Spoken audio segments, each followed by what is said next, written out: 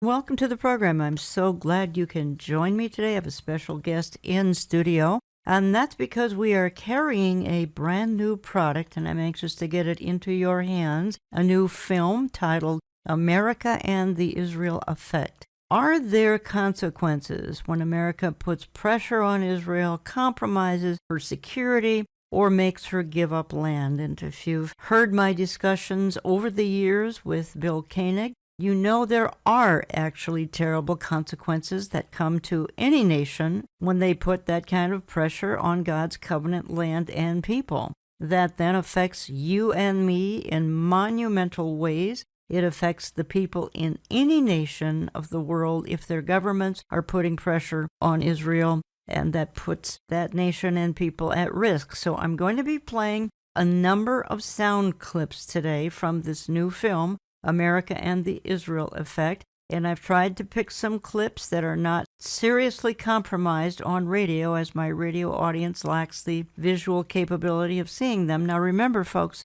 we have a video version of this program where you can see everything we are discussing that, and I reference it often. You can find that video version on our website, olivetreeviews.org, then go to radio. You can find that video version on his channel television, on YouTube, on Rumble, on Facebook, and we really do want some of you who are visual to have that capability of seeing what we're talking about. Now, how has America been compromised by U.S. leaders who want to give away land and marginalize Israel and her security? Who have been the primary perpetrators of this? And we have a new administration now in Washington. Will they bless or curse Israel?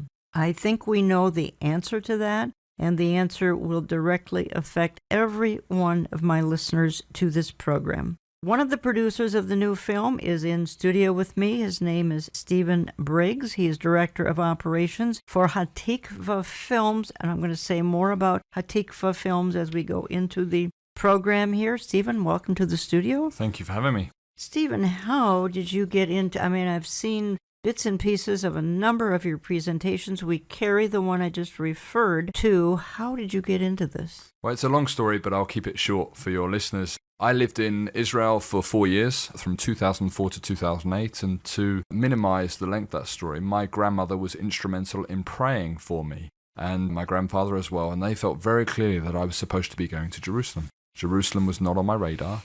They prayed, they told me, and the Lord stepped in a number of amazing ways. And 3.5 weeks after I'd spoken to my grandmother, I ended up in Israel. I served with a brother called Lance Lambert. Yes, I've met Lance years ago. I know he's passed on. While I was in Israel, I met the producer of a film called Jerusalem, the Covenant City, which is the earliest film that looks at God's plan and purpose and past prophetic and past, present, and future destiny of Jerusalem. And a new film that he was asked to present, Lance Lambert, was called Blessing, Curse or Coincidence. Well, originally it was called Curse or Coincidence. And I challenged the producer. I said, God's intent is to bless, it's not to curse. You can't call it curse or coincidence because that's a wholly negative position to take. In the initial introduction with him, he turned to me, this was at the beginning of 2008, said, Steve, when you leave Lance's, I want you to come and work for me. I was like, was that just a trite comment or is it something that I should follow up? Well, a few weeks later I saw him, we met. He said, I never say things like that. It must have been the Lord. And here I am 13 years later, involved with the film production company, making not just one film about Genesis 12, but a whole series of films. And this one is the 4th film in the series. And folks, you can learn much more at hatikvafilms.com, hatikvafilms.com. I think what I want to do is I want to start with the fact that there were early Christian, I don't know if pioneers is the right word. We've got John Nelson Darby, D.L. Moody, William Blackstone, C.I. Schofield, and these men played some very important roles. This would have been in the 1800s. It's almost 200 years ago. And let me just play a clip here of Paul Wilkinson, and I appreciate you have Paul Wilkinson in the film. Again, we've talked about Lance Lambert in the film and some others that some folks will recognize, but if we could play this clip, and then I want to come back and talk about it. Although John Nelson Darby wasn't a minister, he wasn't a clergyman after he left the Church of Ireland, he was an itinerant. He was a man who had the heart of a pastor, the heart of a shepherd. And so Darby went out into the United States, firstly to encourage his fellow brethren, Swiss and French brethren that were out there in the prairies. In 4 weeks, he traveled 2,000 miles. But as he toured the United States, he and his fellow brethren, evangelists, itinerants, were being invited to conduct what became known as Bible readings, taken into homes, taken into the churches, Baptist churches, Presbyterian churches, independent churches, to read Scripture and to proclaim in particular. And this is what marked out John Nelson Darby and the brethren in those days, the imminent return of the Lord. During the course of these 7 tours of the United States, John Nelson Darby would meet men such as D.L. Moody. A focus began to emerge, an understanding of restorationism, that the purpose, this miraculous experience of the story of the Jewish people, the story of Christians, and the story of America was related. It was really not separate things, but tied together. From 1883 to 1897, premillennialists, evangelicals that believed in the Lord's return, the restoration of the Jews, were coming together to read the Word, to study the Word, and to seek the Lord's guidance. How are they to get the message out to the wider church? To sound the midnight cry, behold, the bridegroom cometh. And these conferences became known as the Niagara Conferences. And it was the theology, the eschatology, Darby's belief in the restoration of Israel and the return of the Lord that fired that entire movement, which gave rise to men like D.L. Moody, William E. Blackstone, Cyrus Schofield, and so on and so forth. And it became the focus of restorationism, or that if the return of the Jews to their ancient homeland may have significant meaning, and became important. And that would, of course, lead me right up to Reverend Blackstone. One of the men who was most profoundly influenced by Darby's theology was a Chicago businessman by the name of William E. Blackstone. Reverend Blackstone is one of the most extraordinary men in the entire story of restoration. Without Reverend Blackstone's influence, it is quite possible that Israel would never have existed. He referred to Israel as God's sundial. If you want to know where we are in the chronology of world events, keep your eyes upon Israel. Stephen Briggs, so this is some early pioneers, and William E. Blackstone is so key to all of this, and he called Israel God's timepiece a long time ago. And it hasn't changed. Yes. Israel's still God's timepiece. It has been throughout history. The scriptures talk about when we see the restoration of Israel as a nation once again, it tells us that God is on the move, that he's coming back, his son is returning to take us to be with him, and that thrills me, it excites me, and here we are living in the generation that the apostles longed to live in. You're very right. So Blackstone was going to influence a U.S. president by the name of Woodrow Wilson. Now, just a word about Wilson. He was an arch liberal. He did enormous destruction to America, but he was a friend to Israel. I actually have a presentation where I talk about him. He was in favor of a Jewish homeland, roughly the time of Theodore Herzl, 1917, 1920. America was now a world power, and we're going to be moving into the 20s and the 30s here pretty soon. But Woodrow Wilson played a huge role in the early stages of the nation of Israel. Absolutely. And the understanding, he saw that this is something that God is going to do. He read the book. He knew what the book said, and he wanted to be a part of that incredible story. Stephen, you're from the UK, which is obvious. You have a slight accent. Which just a slight one. I really appreciate it. I love it. And Great Britain, so important in Israel's formation. We have General Allenby out of Great Britain. There are just so many key players that came out of your country, and they were instrumental. We go back to the 1917, 1920. We can take it up even to the 1930s and even the 1940s, but your country wouldn't let Jews come in to Palestine, and your country's paid a price for that. It has. Britain's been on a roller coaster, especially in regard to their relationship with the Jews. You can go back as far as 1290, King Edward I. kicked all of the Jews out of the UK, and we went into a period that there's not much good came out of that tiny little island for several hundred years. And then you had a man called Oliver Cromwell who came to power, and at the behest of his colleagues, he welcomed the Jewish people that were being persecuted across Europe back into the UK. That was a catalyst, in my estimation, for a transformation within British society, which resulted in the Word of God being not only translated into English, but then being taken to the uttermost parts of the earth. And so we have the Jews welcome, the Jews being blessed by the country, and we have the law of God, the gospel of God being taken to the nations. So those two things, in my estimation, were the catalyst for the expansion of the British Empire. You had the likes of William Wilberforce, the Wesley brothers, Whitfield, Spurgeon, to name a few, who all read the Bible and saw that before Jesus comes back, the restoration of Israel had to happen and the gospel had to be preached to the uttermost parts of the earth. Those two keys were the catalyst for the restorationist movement across the UK, which ultimately led to the Balfour Declaration of 1917. Correct. So we're going to get more into the 1920s and 30s here eventually. And again, folks, we carry this new film. Give our office a call. You can check the online store at olivetreeviews.org. And to learn a little bit more about Stephen Briggs and the Hatikva films, go to hatikvafilms.com. I want to play another clip here because we're going to get into how did this new nation of Israel actually get started. Again, we already referred to the fact that Great Britain, their white paper, they banned the Jews from going into the nation. This is back when they were fleeing some persecution. Well, the persecution's about to get a whole lot worse in the 1930s. By the time the Balfour Declaration was published by the British government, the United States had become not only the wealthiest nation on the face of the earth, but arguably the wealthiest and most powerful nation the world had ever seen. But before the State of Israel became a reality, the world would witness the worst atrocity in human history.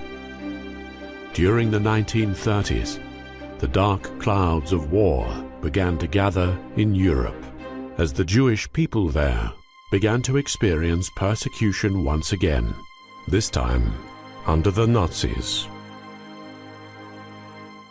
Jewish suffering would be on a scale unprecedented in their entire history.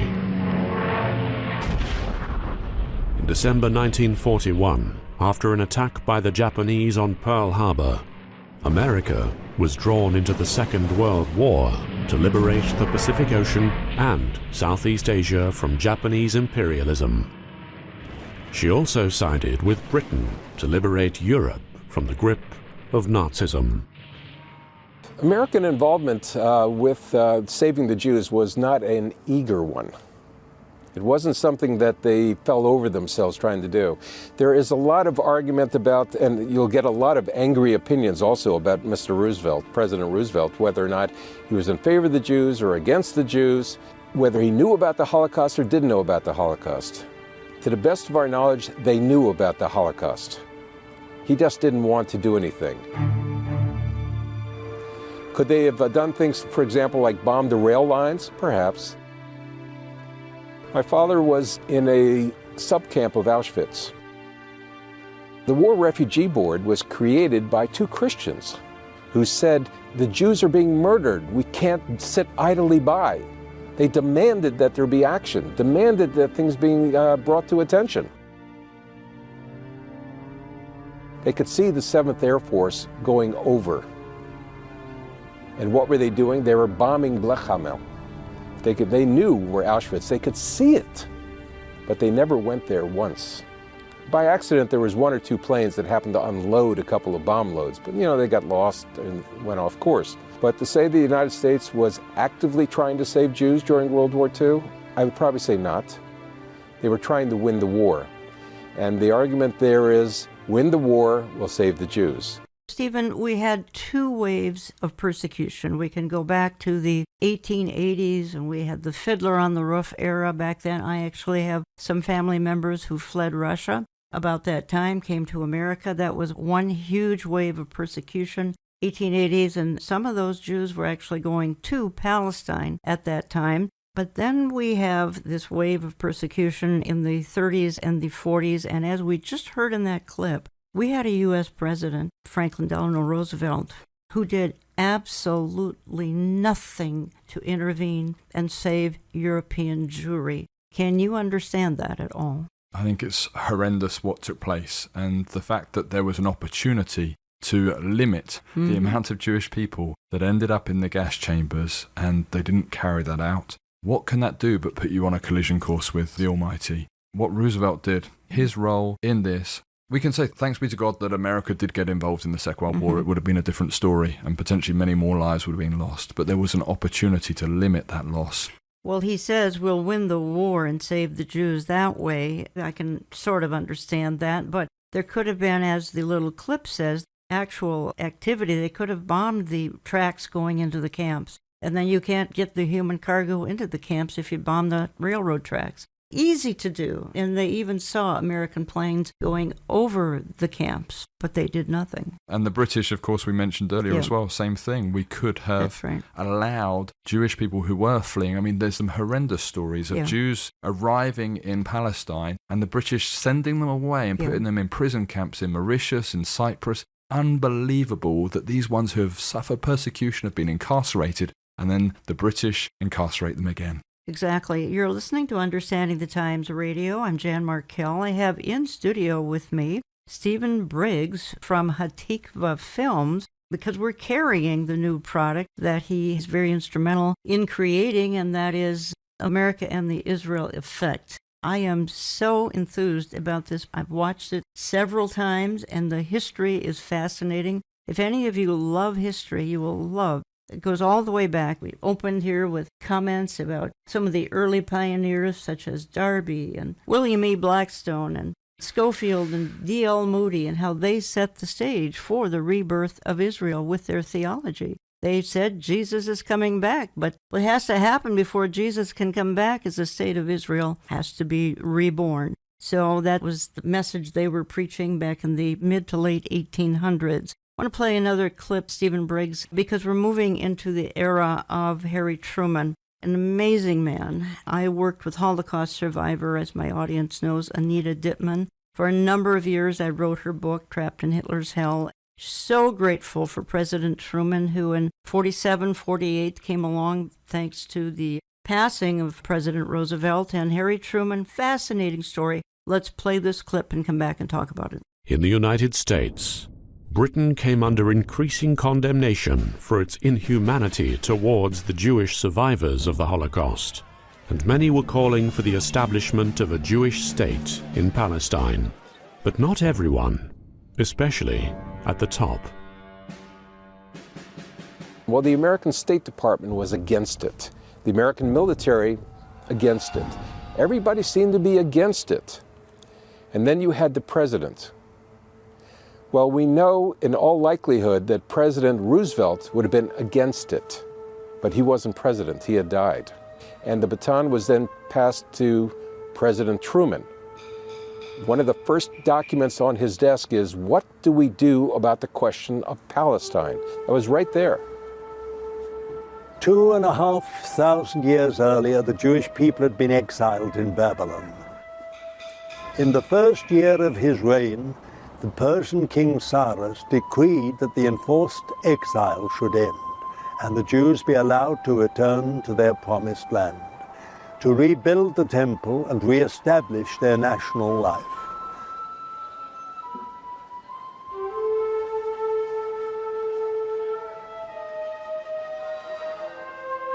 The Bible tells us that there were those who were opposed to the idea. The American President Harry Truman was a Southern Baptist who clearly understood biblical prophecy. He was faced with a similar situation as Cyrus had been.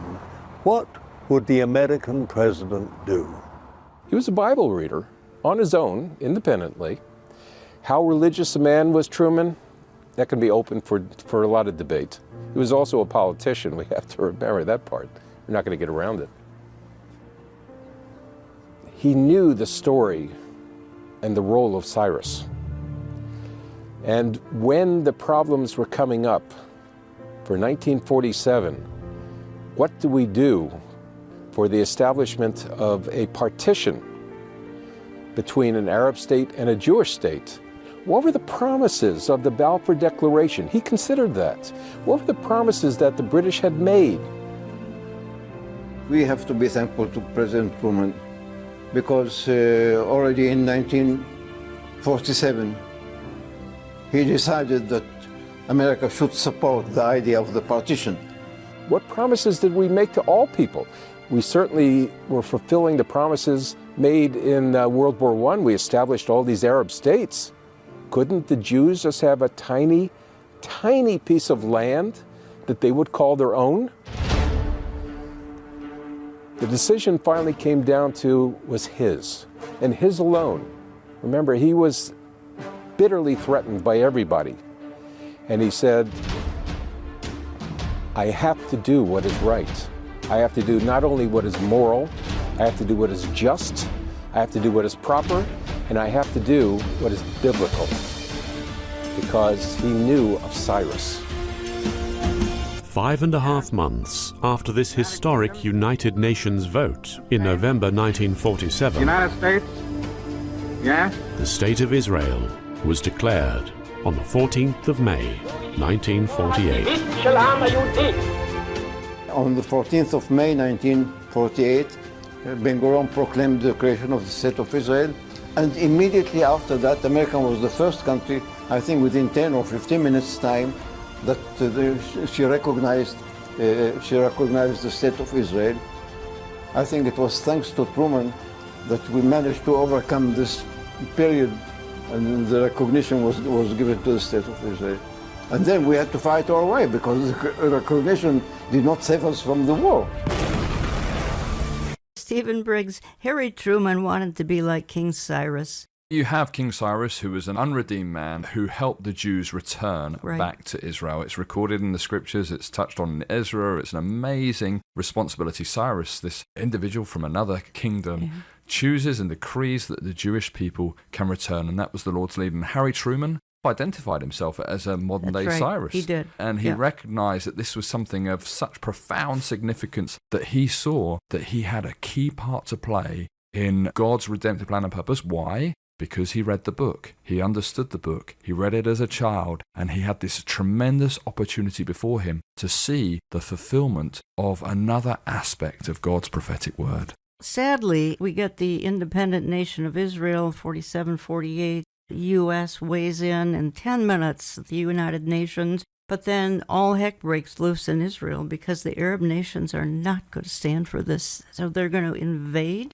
You might have said to me, the Muslims are never going to stand for a Jewish takeover of what was Muslim land. Obviously, it's God's land, but Muslims had been occupying it in the Turkish Empire. And it was just so amazing that, again, he wanted to be Cyrus, but he was the key player. Again, Roosevelt passed on, this man stepped in, and he was not going to leave the Jews. Not only that, but then he recognized that they were in displaced persons camp after the war, and he couldn't stand that either. He brought many of them to America. Absolutely. What a tremendous testimony he is of the kind of responsibility that leaders in this day and age should have towards those who have suffered persecution and difficulty. And this transformation, really, I mean, this was such a significant moment in Scripture. Isaiah 66 talks about, can a nation be born in a day, and people come forth all at once. And he was an eyewitness to God's word. As we mentioned earlier, this is a signpost. This is a sundial. This tells us that we've entered into a new phase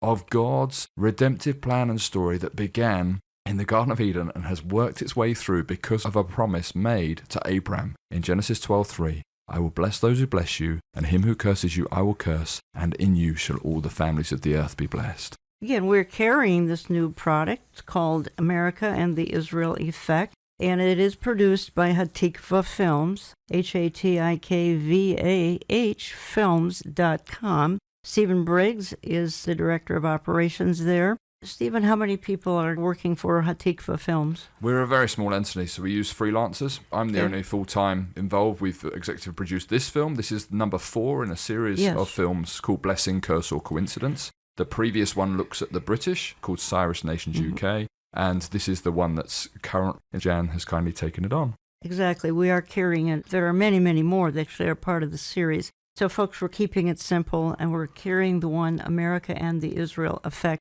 And you've heard me on this program for years, and I've talked with former White House correspondent Bill Koenig in his book, Blessing or Cursing and the Consequences of Dividing Israel, Eye to Eye, Facing the Consequences of Dividing Israel. So this is right in line with what Bill has been teaching for over 20 years. In this case, you can visually and graphically see what we're talking about because it is a DVD that we are carrying. So what I'd like to do, Stephen, is when I get back from a real short time out here, we're going to move into a time in history for the nation of Israel, which I think everything from 1947-48 on is absolutely remarkable.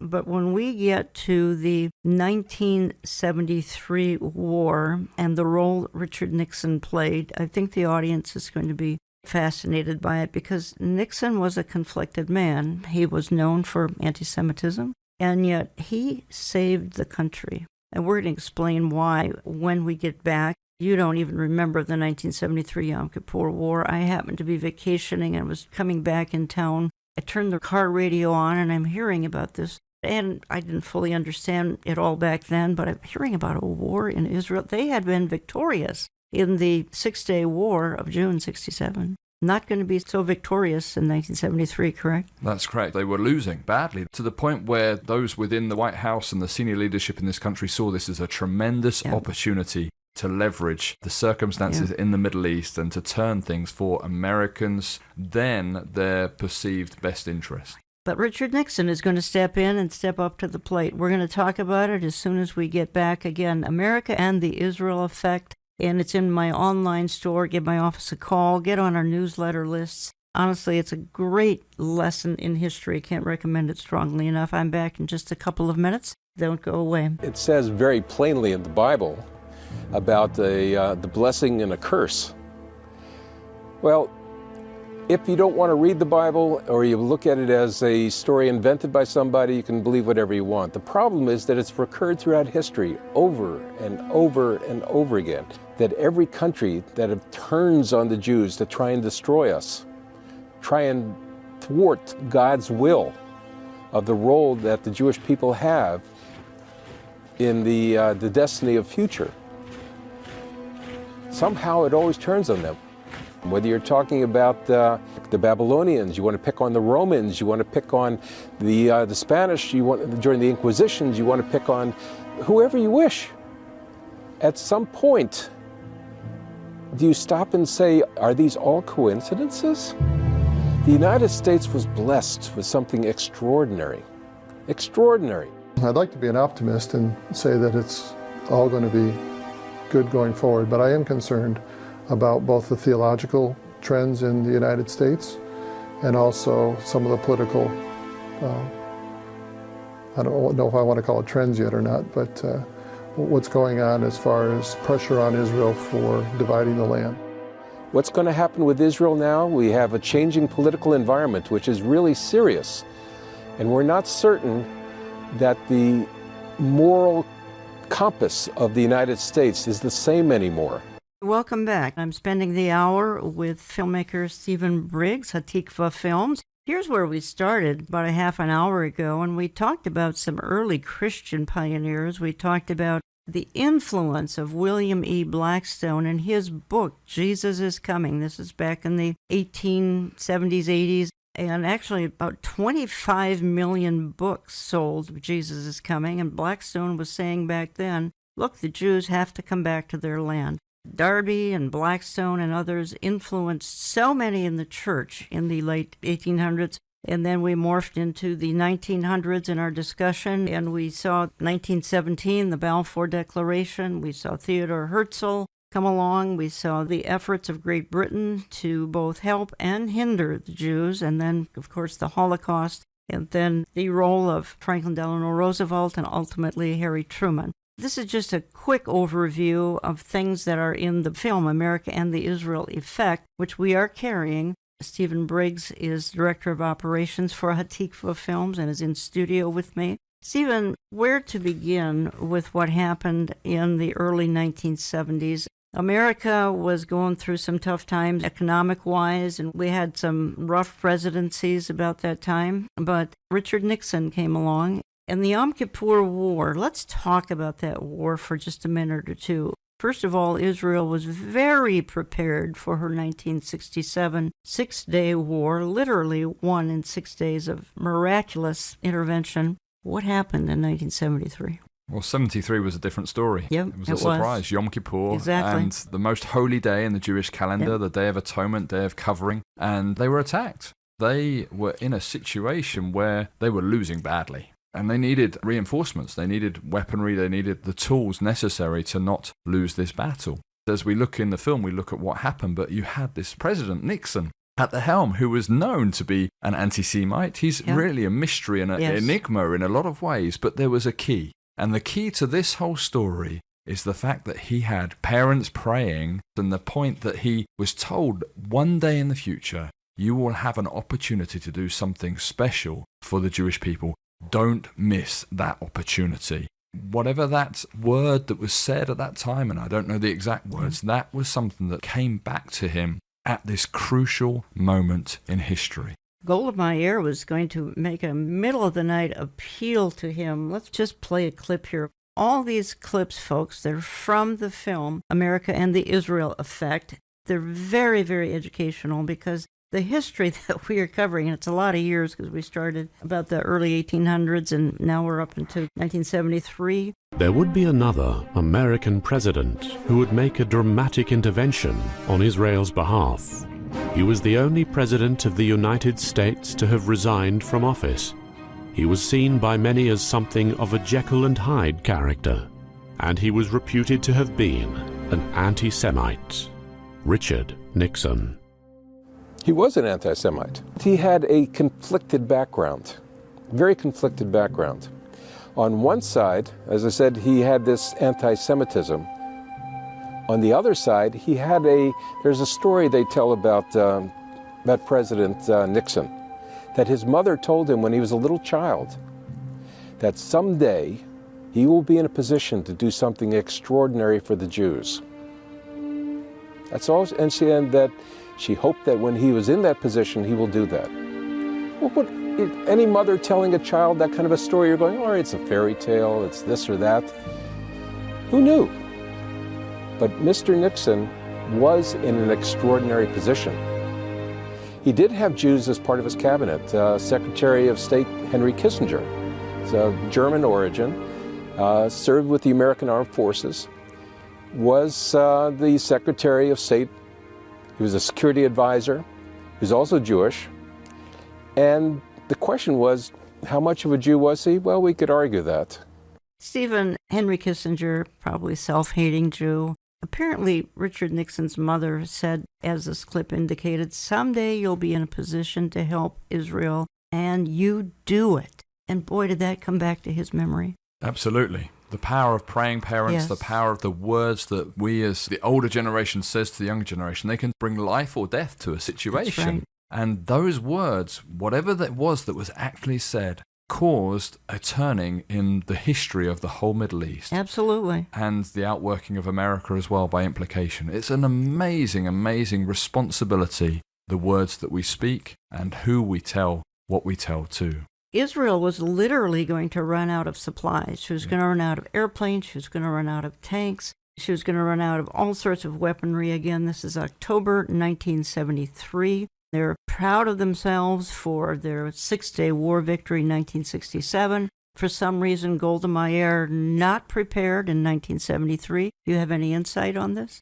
I don't think they were expecting it. Very simply, they'd obviously won head over heels. They did not possibly think that they were conquerable at that time. And, of course, this happened. And there was a knock-on effect as well across Africa, because the African Union instructed their member states, 23 of the 28, to sever ties with Israel as a result. And Israel had been involved in Africa across the board. That's what the next film is all about, Africa and the Israel effect, and it's looking at that. So what takes place in Israel affects the nations all around it. That's what the Word of God tells us. But I can't imagine how conflicted Nixon must have been in his mind, because he's on the record of being anti-Semitic, and then he's got this Henry Kissinger who's saying, no, we're not going to get involved, we're not going to help Israel. And Nixon turns around and says, whatever it takes.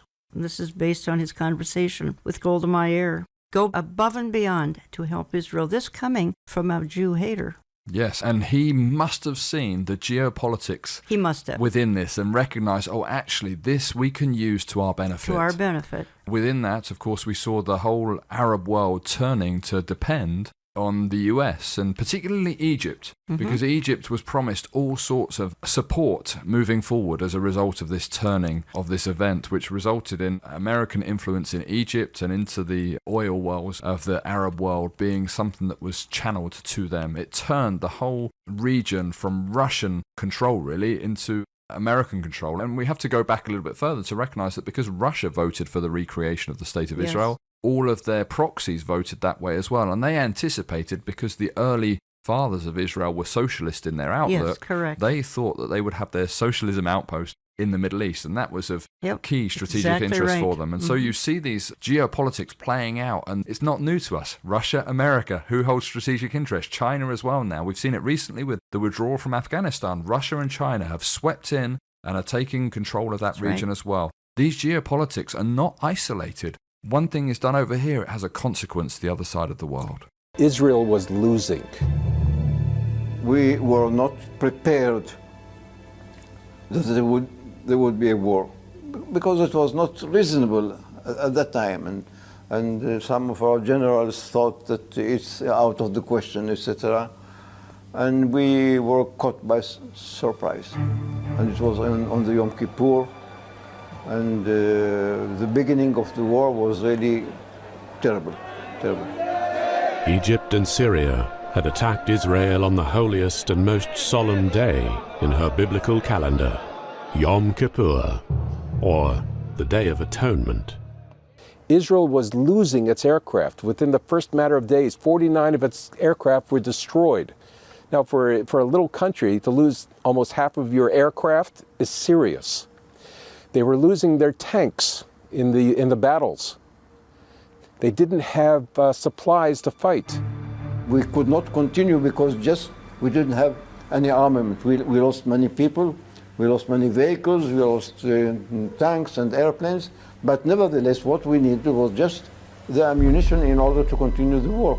As Moshe Dayan told Golda Meir, who was prime minister at the time, the third temple might fall. The third temple was the state of Israel. It could fall. Panicked calls went into the American government for help. Panicked.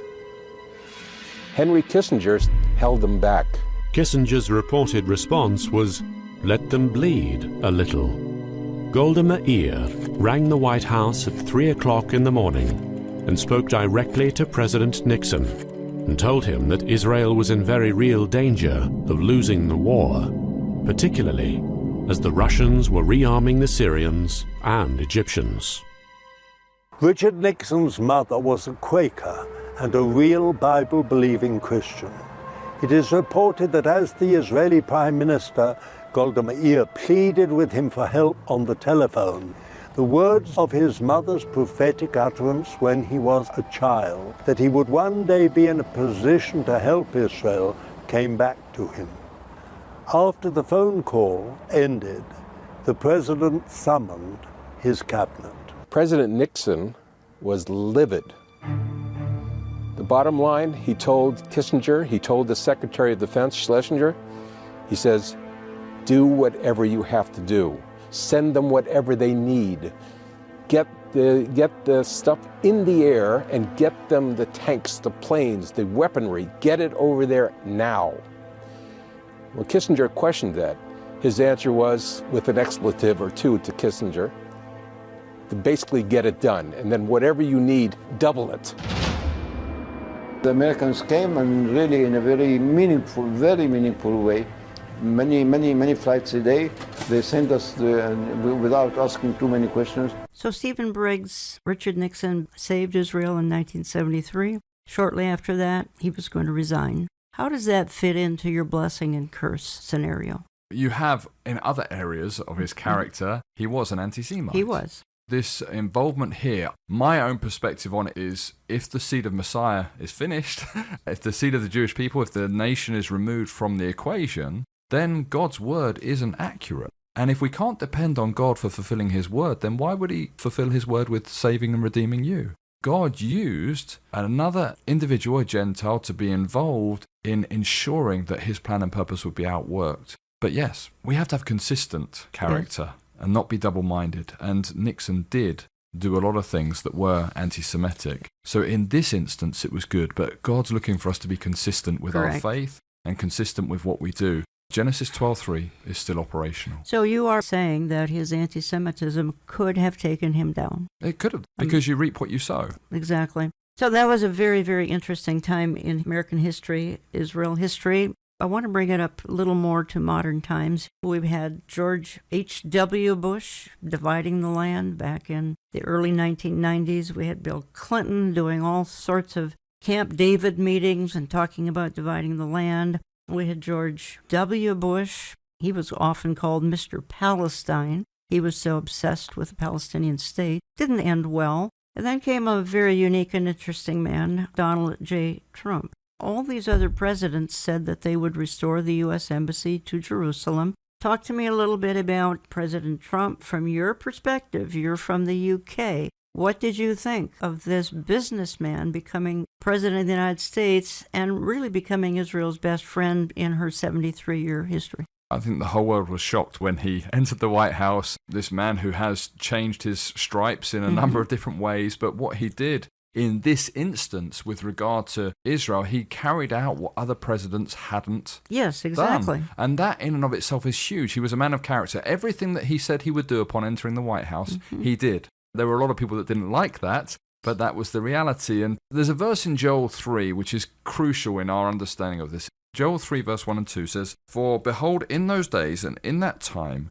when I shall bring back the captivity of Judah and Jerusalem," so not if, when, in other words, it's going to happen, "I will gather all nations and bring them down into the valley of Jehoshaphat, and I will execute judgment upon them there for my people and for my heritage Israel, whom they have scattered among the nations," and people often overlook this last bit, "and they have parted my Thank you for land." bringing that up. And this land, this question, this dispute over physical territory is something that's intricately intertwined with the promise that God made to Abraham. It's reiterated 5-6 times in Psalm 105, verse 8 to 11, and it's to do with covenant. So the conflict over the land and over the real estate, if we can put it in those terms, actually is not about Israel. It's not even about Jerusalem. It goes even narrower. It goes to the old city of Jerusalem, goes even narrower than that. It goes to the Temple Mount, goes even narrower than that to the actual temple, to the place where an offering was made with Abraham offering his son and the ram being found in the thicket, the place where God chose to put his name.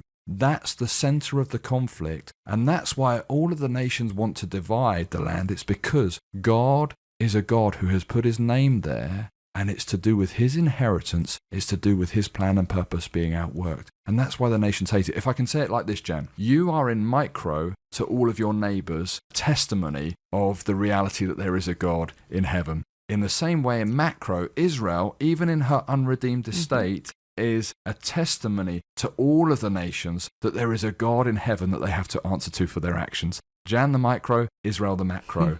And the nations hate that reminder because it means they have to answer for their actions. President Donald Trump was involved in some deals. As a matter of fact, one was called the Deal of the Century. This is well over a year ago. And then came the Abraham Accords later heading towards the end of his term. The Abraham Accords and Deal of a Century, that took place at San Remo in 1920. We really don't need Abraham Accords and Deal of a Century. What were your thoughts when you heard President Trump negotiating and suggesting some land could be given up? That was his intent, wasn't it? But looking again at the outworking of that, this idea of land for peace has never worked. You look at the pullout from Gaza, 2005, and the ramifications and Hurricane Katrina sweeping through. It was a direct correlation. It's not mere coincidence. There's more to it. I was living in Israel at the time when that pullout took place. And look at how Gaza's become a hotbed for Hamas. Exactly. That, it hasn't done anything about bringing peace. So this land question is important. It's important because it's to do with God's covenant that he made with Abraham and his descendants. And it's actually for not only the blessing of the Middle East, but it's for the blessing of the whole world. Trump's peace accords that he sought to do and bringing these nations together at some point we're going to see a highway from Egypt to Assyria, and it talks about Egypt, my people, Assyria, the work of my hands, and Israel, my inheritance. My inheritance. And that statement, Egypt, my people, blows my mind, because you think back to the Exodus from Egypt, and God says, I want nothing to do with you. And yet in Isaiah 19, God describes Egypt as his people. What an incredible turning about of his redemptive plan and purpose. He's going to call them to himself. So Israel being back in the land is a blessing for the whole world. And God used Trump to recognize internationally Jerusalem as the eternal capital of the Jewish people. Yes, and that was a remarkable day when that happened. Jerusalem became the capital, not Tel Aviv. It did, but just that recognition didn't change Jerusalem's status. Jerusalem was capital in God's eyes for thousands of years. Absolutely. But in the eyes of the nations, America recognizing Jerusalem as being the capital and moving their embassy from Tel Aviv to this disputed little city called Jerusalem reinforced Israel's right to that being their eternal capital, and a number of other nations followed suit, and hopefully my nation in the UK will follow suit, and many others, because Jerusalem is Jerusalem. You're listening to Understanding the Times Radio. I'm Jan Markell, and in studio with me is Stephen Briggs from Hatikva Films, hatikvafilm.com. So now we have a rather new administration, Stephen, Joe Biden, and they want to divide Jerusalem, and they're talking about this happening in East Jerusalem and this happening in West Jerusalem, and you and I know there's only one Jerusalem. So immediately they're getting off on the wrong foot. It used to be, and you may not be quite as familiar with American politics as I am, it used to be that leftists loved Israel. That is not the case anymore. I'm not sure there's a leftist in Washington that cares about the nation of Israel. They want to divide. Mr. Biden wants to divide. Tell me what you see in this new administration that came in here January 20th. Tell me what you see. He's sought to undo every declaration that Trump intended. There's such a hatred and a hostility for this businessman that wasn't part of the establishment, that came in and actually did things that benefited America. And so we have a situation where the pendulum of American politics has swung the other way for this window. What will happen in 2024? Americans need to be praying that God would step in and put in a man or a woman in place that will align themselves once again with what God intends for this great nation to do. But in Zechariah 12, it says, I will make Jerusalem a couple of reeling unto all peoples. This is verse 2. And upon Judah also shall it be in the siege against Jerusalem. And then it says in verse 3, it shall come to pass in that day that I will make Jerusalem a burdensome stone for all peoples. All that burden themselves with it shall be sore wounded, and all the nations of the earth shall be gathered together against it. Now that's a fascinating verse, because it tells us that every nation is going to come against this place of Jerusalem. Why?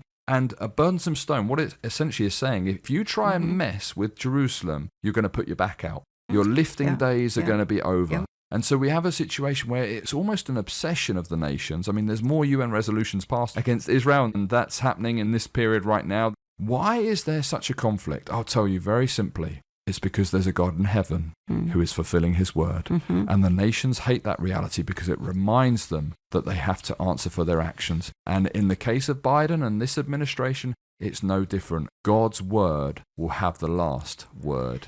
You are right. And I am deeply concerned because every one of my listeners is going to be affected, and that's in the blessing and the cursing angle that we've talked about now for almost an hour, is that the blessing and the cursing, it comes upon a nation and upon a people.